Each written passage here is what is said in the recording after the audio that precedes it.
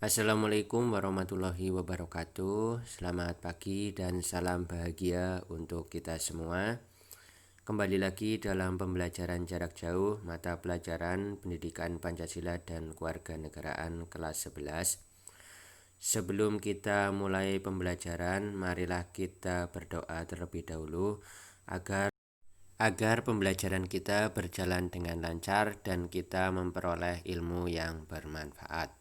Berdoa mulai. Berdoa selesai. Penyebaran COVID-19 di Indonesia semakin hari semakin mengkhawatirkan. Maka dari itu, saya tidak ada henti-hentinya selalu mengajak kepada kalian semua untuk selalu mematuhi protokol kesehatan, seperti memakai masker ketika keluar rumah, mencuci tangan dengan sabun dan air yang mengalir, menjaga jarak, dan juga menghindari kerumunan.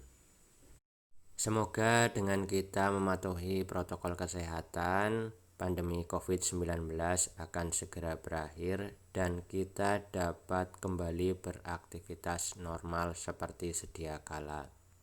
Saat ini walaupun kalian belajar di rumah, saya harapkan kalian selalu semangat dalam belajar. Karena belajar itu tidak mengenal waktu dan tidak mengenal tempat. Belajar dapat dilakukan di mana saja dan kapan saja. Anak-anakku yang saya cintai dan saya banggakan, untuk pembelajaran hari ini kita masuk bab yang ketiga, yaitu tentang sistem hukum dan peradilan di Indonesia. Adapun kompetensi dasar pada bab ini, yang pertama kompetensi dasar pengetahuan mendeskripsikan sistem hukum dan peradilan di Indonesia sesuai dengan Undang-Undang Dasar Negara Republik Indonesia tahun 1945. Dan yang kedua, kompetensi dasar keterampilan, yaitu menyajikan hasil penalaran tentang sistem hukum dan peradilan di Indonesia sesuai dengan Undang-Undang Dasar Negara Republik Indonesia tahun 1945. Untuk pokok pembahasan pada bab yang ketiga ini meliputi yang pertama sistem hukum di Indonesia, yang kedua peran lembaga peradilan di Indonesia, dan yang ketiga menampilkan sikap yang sesuai dengan hukum. Anak-anakku yang berbahagia, untuk hari ini kita akan fokus membahas pokok pembahasan yang pertama, yaitu sistem hukum di Indonesia. Pokok pembahasan mengenai sistem hukum di Indonesia mencakup materi yang pertama, pengertian, karakteristik, dan unsur-unsur hukum. Yang kedua, penggolongan hukum. Yang ketiga, tujuan hukum. Dan yang keempat, tata hukum di. Masuk materi yang pertama tentang pengertian, karakteristik, dan unsur-unsur hukum. Pengertian hukum. Pengertian hukum sendiri itu cakupannya sangat luas sekali. Di sini saya akan paparkan beberapa pengertian hukum menurut para ahli. Yang pertama, Leon Dejoit. Hukum adalah aturan tingkah laku para anggota masyarakat yang harus dipatuhi oleh masyarakat sebagai jaminan kepentingan bersama. Yang kedua, menurut pendapat Utrecht, hukum adalah himpunan peraturan yang mengatur kehidupan. Peraturan tersebut berupa perintah dan larangan yang mengatur tata tertib dalam suatu masyarakat dan harus menjadi pedoman untuk ditaati oleh seluruh anggota masyarakat. Yang ketiga, JCT Simorangkir mendefinisikan hukum adalah peraturan yang bersifat memaksa dan sebagai pedoman tingkah laku manusia dalam masyarakat yang dibuat oleh lembaga berwenang. Lanjut yang keempat, pengertian hukum menurut CST Kansil. Hukum menciptakan ketatatertiban dalam pergaulan manusia. Hal ini dimaksudkan untuk memelihara keamanan dan ketertiban dalam masyarakat. Dan yang kelima, menurut pendapat Suroso, hukum merupakan himpunan peraturan yang dibuat oleh pihak yang berwenang dengan tujuan untuk mengatur tata kehidupan masyarakat. Karakteristik dari himpunan peraturan ini adalah memerintah dan melarang, serta mempunyai sifat memaksa dengan menjatuhkan sanksi hukum yang mengikat bagi pelanggarnya. Dari pengertian hukum menurut para ahli di atas, coba kalian simpulkan mengenai pengertian hukum menurut pendapat kalian sendiri. Selanjutnya, karakteristik hukum. Hukum merupakan salah satu norma yang ada di masyarakat. Hukum memiliki karakteristik yang membedakan dengan norma yang lain, yaitu yang pertama, adanya perintah dan atau larangan. Yang kedua, perintah dan atau larangan tersebut harus ditaati oleh setiap orang. Yang ketiga, adanya sanksi berupa hukuman terhadap pelanggarnya. Berikutnya, unsur-unsur hukum. Dari berbagai pengertian yang dikemukakan para ahli, dapat disimpulkan bahwa hukum mengandung unsur-unsur sebagai berikut. Yang pertama, peraturan mengenai tingkah laku manusia dalam masyarakat. Yang kedua, peraturan itu dibuat dan ditetapkan oleh badan atau lembaga resmi yang berwenang. Yang ketiga, peraturan itu bersifat memaksa. Dan yang keempat, sanksi terhadap pelanggaran peraturan tersebut bersifat tegas. Masuk materi yang kedua, yaitu mengenai penggolongan hukum. Yang pertama, hukum menurut sumbernya. Hukum menurut sumbernya dapat dibedakan menjadi 5. Yang pertama, undang-undang, yaitu hukum yang tercantum dalam peraturan perundang-undangan. Yang kedua, kebiasaan, yaitu hukum yang terletak dalam aturan-aturan kebiasaan atau adat. Yang ketiga, traktat, yaitu hukum yang ditetapkan oleh negara-negara di dalam perjanjian antar negara. Yang keempat, jurisprudensi, yaitu hukum yang terbentuk karena keputusan hakim. Dan yang kelima, doktrin, yaitu hukum yang terbentuk dari pandangan para ahli terhadap hukum tertentu. Yang kedua, hukum menurut tempat berlakunya.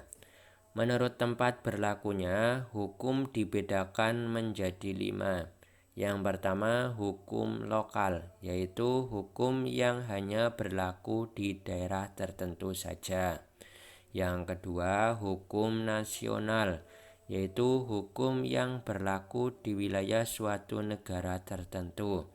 Yang ketiga, hukum internasional, yaitu hukum yang mengatur hubungan antar dua negara atau lebih. Yang keempat, hukum asing, yaitu hukum yang berlaku di dalam wilayah negara lain. Yang kelima, hukum gereja, yaitu kumpulan norma yang ditetapkan oleh gereja untuk para anggotanya. Yang ketiga, hukum menurut bentuknya. Hukum menurut bentuknya dapat dibedakan menjadi 2. Yang pertama, hukum tertulis, yaitu hukum yang dapat kita temui dalam bentuk tulisan dan dicantumkan dalam berbagai peraturan negara. Hukum tertulis dibagi menjadi 2, yaitu hukum tertulis dikodifikasikan dan hukum tertulis tidak dikodifikasikan. Maksud dari hukum tertulis dikodifikasikan yaitu hukum tertulis yang sudah dibukukan atau disatukan. Sedangkan hukum tertulis tidak dikodifikasikan yaitu hukum tertulis yang masih berupa lembaran-lembaran. Kedua, hukum tidak tertulis yaitu hukum yang hidup dan diyakini serta dipatuhi oleh warga masyarakat. Selanjutnya, yang keempat, hukum menurut waktu berlakunya. Menurut waktu berlakunya, hukum dibedakan menjadi 3. Yang pertama yaitu ius constitutum atau hukum positif, yaitu hukum yang berlaku saat ini di suatu masyarakat di suatu negara. Yang kedua, ius constituendum atau hukum negatif, yaitu hukum yang diharapkan berlaku pada waktu yang akan datang. Dan yang ketiga, hukum antar waktu, yaitu hukum yang mengatur suatu peristiwa yang menyangkut waktu saat ini dan waktu yang telah lalu. Selanjutnya yang kelima, hukum menurut cara mempertahankannya. Menurut cara mempertahankannya, hukum dibedakan menjadi 2. Yang pertama, hukum material, yaitu hukum yang mengatur hubungan antar anggota masyarakat yang berlaku umum tentang hal yang dilarang dan diperbolehkan untuk dilakukan. Yang kedua, hukum formal, yaitu hukum yang mengatur bagaimana cara mempertahankan dan melaksanakan hukum material. Selanjutnya, hukum menurut sifatnya. Menurut sifatnya, hukum dibedakan menjadi 2, yaitu yang pertama hukum yang memaksa atau Dwingenrecht, yaitu hukum yang dalam keadaan bagaimanapun mempunyai paksaan mutlak dan mempunyai sanksi.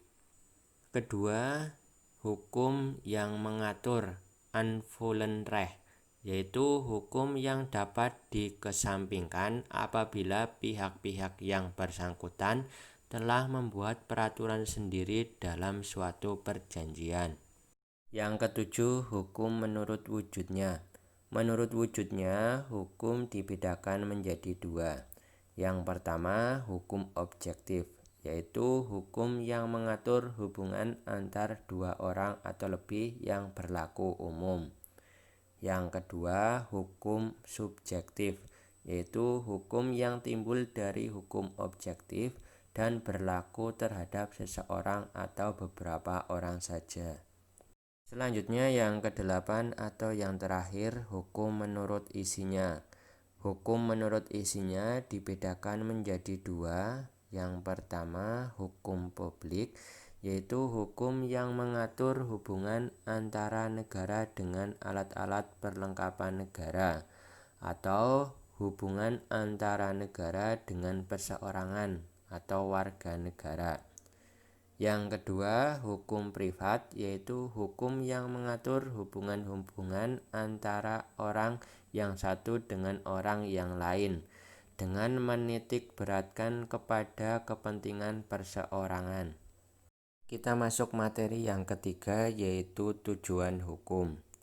Hukum dibuat dan ditetapkan oleh pemerintah, tentunya memiliki tujuan yang hendak dicapai. Sebenarnya apa saja tujuan hukum tersebut? Tujuan hukum itu meliputi yang pertama, untuk mencegah atau menghindari perbuatan main hakim sendiri oleh warga negara. Yang kedua, menegakkan kebenaran dan keadilan. Yang ketiga, menjamin dan melindungi pelaksanaan hak-hak dan kewajiban asasi manusia. Yang keempat, menjamin kepastian hukum bagi setiap orang dalam masyarakat. Yang kelima, menciptakan keamanan, ketertiban, keadilan, kemakmuran dalam masyarakat. Materi yang terakhir yaitu tentang tata hukum di Indonesia. Sebelum kita membahasnya, perlu kalian ketahui bahwa tata hukum memiliki pengertian yang sama dengan sistem hukum. Tata hukum di Indonesia merupakan keseluruhan peraturan hukum yang dibuat dan ditetapkan oleh negara dan berlaku bagi seluruh warga negara Indonesia.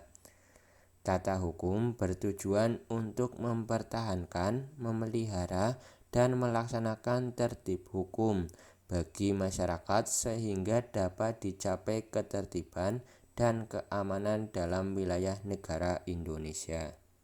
Tata hukum di Indonesia dapat kita lihat dalam tata urutan peraturan perundang-undangan di Indonesia. Tata urutan peraturan perundang-undangan di Indonesia itu meliputi yang pertama Undang-Undang Dasar Negara Republik Indonesia tahun 1945. Yang kedua, TAP MPR. Yang ketiga, undang-undang. Yang keempat, peraturan pemerintah pengganti undang-undang. Yang kelima, peraturan pemerintah. Yang keenam, peraturan presiden. Yang ketujuh, peraturan daerah provinsi. Yang kedelapan, peraturan daerah kabupaten atau kota. Itu tadi tata hukum di Indonesia yang wajib kita taati dan kita patuhi agar terwujudnya tertib hukum di wilayah negara Republik Indonesia. Dari pembelajaran hari ini ada 2 tugas yang harus kalian kerjakan. Yang pertama, berilah kesimpulan mengenai pengertian hukum menurut pendapat kalian sendiri. Yang kedua, carilah contoh-contoh hukum dari masing-masing penggolongan hukum yang ada. Tugas tersebut dikerjakan di buku tulis masing-masing. Setelah selesai difoto dan foto tersebut dikirimkan melalui Google Classroom ataupun WhatsApp. Demikian pembelajaran kita hari ini. Apakah ada pertanyaan? Apabila ada pertanyaan, bisa dikirimkan pertanyaan tersebut melalui email di tripudjono.semanba@gmail.com, di WA di 082313050353, atau bisa kalian tulis pertanyaan tersebut di Google Classroom. Dan untuk pertemuan selanjutnya kita akan membahas mengenai peran lembaga peradilan di Indonesia. Tolong nanti dipersiapkan dan dipelajari terlebih dahulu materinya. Sekian dari saya, terima kasih. Wassalamualaikum warahmatullahi wabarakatuh. Jangan lupa ya di subscribe channel YouTube ini dan bunyikan tanda loncengnya agar channel ini semakin berkembang. Terima kasih.